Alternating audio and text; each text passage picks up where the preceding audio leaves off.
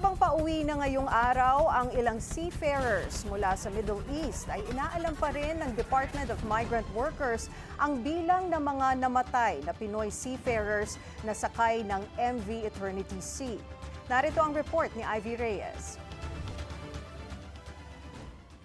Pauwi na ngayong araw ang 11 seafarers mula sa Middle East na kabilang sa inataking MV Magic Seas ng mga Houthi rebels sa Red Sea nitong nakaraang linggo. Samantala, bagamat nauna nang naibalita na may 3 namatay na Pilipino, hindi pa makumpirma ng DMW kung ilan talaga ang casualty sa MV Eternity Sea na inatake rin ng mga rebelde. Matapos isuspinde ang lisensya ng manning agency ng parehong barko, inaalam pa ng DMW kung talagang na-inform ang seafarers na Red Sea ang kanilang ruta. Kung hindi, mas malaking responsibilidad daw ang kakaharapin ng mga ito. Inilihim ba sa kanila yung ruta?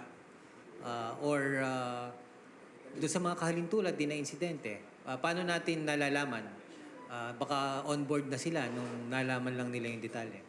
Yan, napaka-importanteng katanungan po yan. Yan po yung kasalukuyang pupuntahan ng ating isa sa mga tutumbukin sa investigasyon natin.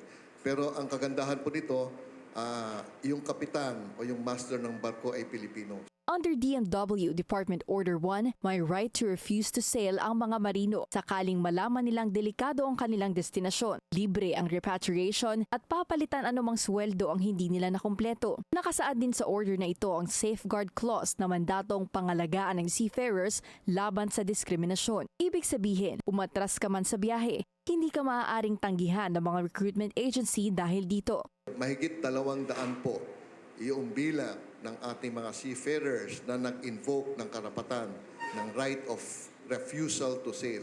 Kasi mahalaga po sa kanila yung kanilang kaligtasan. Hindi yung benepisyo na matatanggap, hindi yung dobleng sahod na matatanggap, kundi po yung peace of mind ng kanilang pamilya at yung kaligtasan po nila. Pagdidiin ng DMW, dito pumapasok ang kahalagahan ng International Bargaining Forum na siya nagmo-monitor kung anong mga ruta ang ligtas daanan. Sa latest amended list of warlike and high-risk areas under IBF, kabilang ang Red Sea. Pero ang advisory na ito valid hanggang March 2025 lang. Sa ngayon, 17 ang rescued mula sa MV Magic Seas at 10 naman mula sa MV Eternity Sea. Para sa Agenda Weekend, Ivy Reyes, Billionaire News Channel.